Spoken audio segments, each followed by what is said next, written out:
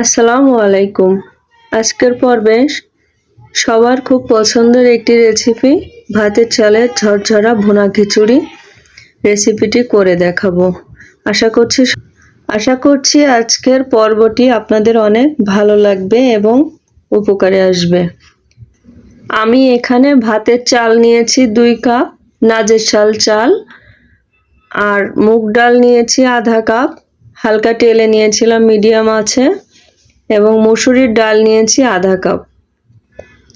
এখন খুব ভালো করে ঠান্ডা পানি দিয়ে চাল ডালের এই মিশ্রণটা ধুয়ে নিতে হবে। ধুয়ে আমি পানি ঝরাতে দিয়েছি। এখন রান্না করার জন্য প্যানে আধা কাপ পরিমাণ সয়াবিন তেল নিয়েছি। আধা কাপ পেঁয়াজ কুচি দিলাম। হালকা নেড়ে নেওয়ার পরে আমি এখানে গরম মশলা দিচ্ছি, 2টো দারচিনি, 2টা এলাচ, আস্ত রসুন দিলাম 15 কোয়া, 5-6টা কাঁচামরিচ কুচি, 2টা তেজপাতা দিয়ে পেঁয়াজটা নাড়তে থাকবো। আর দিলাম রসুন বাটা 1.5 চা চামচ, জিরা বাটা আধা চা চামচ। অনবরত নাড়তে থাকবো রসুনের গন্ধটা যাওয়া পর্যন্ত। এখন দিচ্ছি হলুদ গুঁড়া 1 চা চামচ, চিলি ফ্লেক্স আধা চা চামচ, লবণ দিচ্ছি স্বাদ মতো। মশলাটা একটু ভালো করে কষিয়ে নিয়ে ঝরিয়ে রাখা চাল ডালটা দিয়ে দিচ্ছি। এখন তেলের সাথে চাল ডালটা কিছুক্ষণের জন্য চাল ডালটা ভেজে নিতে হবে। ভাজা হয়ে গেলে এর মধ্যে দিতে হবে ফুটন্ত গরম পানি। এখানে পরিমাণ মতো গরম পানি অ্যাড করে দিচ্ছি। সরিষার তেল দিচ্ছি 2 টেবিল চামচ পরিমাণ। এতে করে চালটা অনেক সুন্দর একটা ঘ্রাণ করবে। এখন কিছুক্ষণের জন্য অপেক্ষা করতে হবে পানিটা ফুটে ওঠা পর্যন্ত।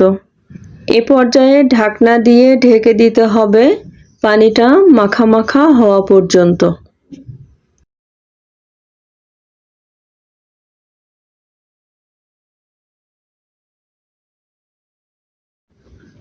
এখন একটু ডালডা দিয়ে দিচ্ছি। মুগ ডালের খিচুড়িতে ডালডা দিলে আলাদা একটা টেস্ট হয়। আরও একটু সরিষার তেল অ্যাড করে দিলাম। পানিটা আমার শুকিয়ে এসেছে, মাখা মাখা হয়ে এসেছে। এ পর্যায়ে আমি শুকনো ঝুরি আমের আচার 1 টেবিল চামচ এর মধ্যে দিয়ে দিচ্ছি। এইভাবে খিচুড়ি রান্না করলে খিচুড়িটা একটু বেশি স্বাদ হয়। আপনারা একবার চেষ্টা করে দেখতে পারেন। আবারও ঢাকনা দিয়ে ঢেকে আমি অপেক্ষা করব 9 থেকে 10 মিনিট। খিচুড়িটা আমার হয়ে এসেছে। এখন আবারও একটু নেড়ে চেড়ে দিচ্ছি যাতে উপরের চাল ডাল নিচে যায় এবং নিচেরটা উপরে আসে।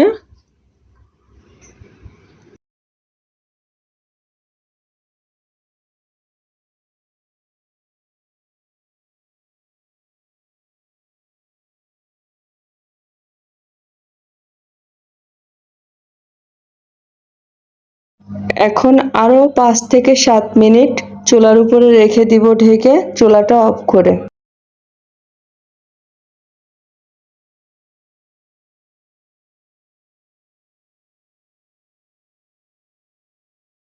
হয়ে গেছে ঝরঝরে ভুনা খিচুড়ি, দেখে নিশ্চয়ই বুঝতে পাচ্ছেন।